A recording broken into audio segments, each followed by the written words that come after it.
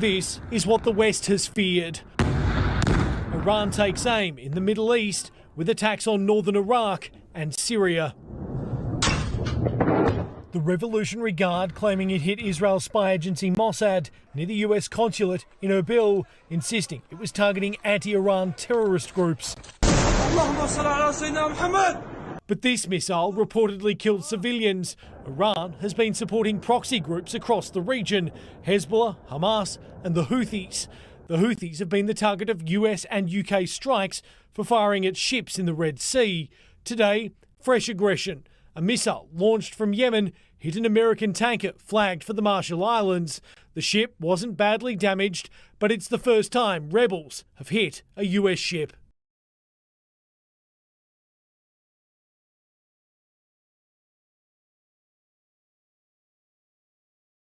Ukraine's military says it has shot down a Russian spy plane and a command aircraft, which are used to coordinate Russian battlefield movements. One of the planes was an A-50, seen here in filed footage, which can spot targets up to 650 kilometers away. So shooting that down would be a significant boost to Ukraine in its fight against Russia's invasion. Moscow hasn't confirmed the incidents.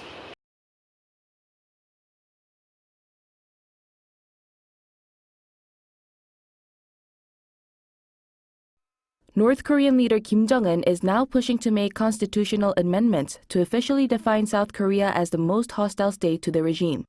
The order was made on Monday during the 10th session of the 14th Supreme People's Assembly. According to state newspaper The Dodong Sinmun, Kim said the regime's education and cultural sectors must strengthen the description of South Korea as being North Korea's, quote, #1 hostile country and unchangeable main enemy.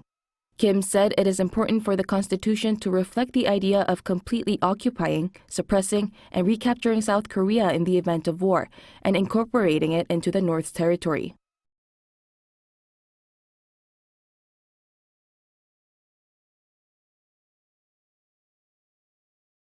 Meanwhile, starting this Tuesday until next Thursday, the South Korean Navy is partaking in a US-led multinational anti-submarine warfare drill known as Sea Dragon 2024 in waters of Guam. Now, 5 countries, including South Korea, the US, Japan, Australia and India, are participating in the annual joint exercise. The drill largely involves tracking and identifying submarines in response to maritime security challenges in the Indo-Pacific region.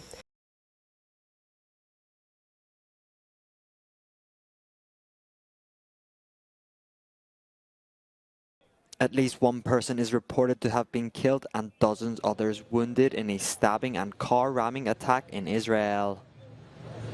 It happened on the streets of Ra'anana near Tel Aviv when a stolen vehicle was driven into pedestrians at several locations in the city. Some of the victims were also stabbed.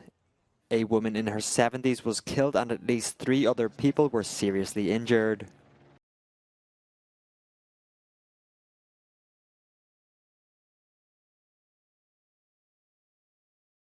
Thousands of tractors making their way to Berlin's Brandenburg Gate on Monday.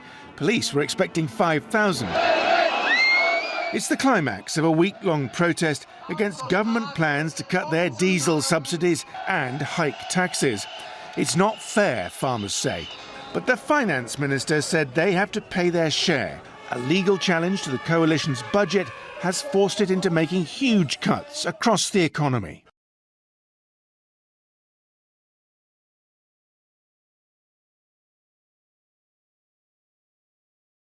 Tonight, a tiny fishing village facing off against a wall of fire after a volcano in Iceland's southwest opened 2 cracks in the earth, sending rivers of lava creeping toward the town of Grindavik, just 30 miles from the capital. The town's nearly 4,000 residents were evacuated overnight, just in the nick of time. Already, homes on the town's outskirts are catching fire. No one has been hurt or injured so far, but workers still struggling to divert these expanding rivers of flame. The government spent weeks building these protective ramparts, but this morning's eruption has already breached them.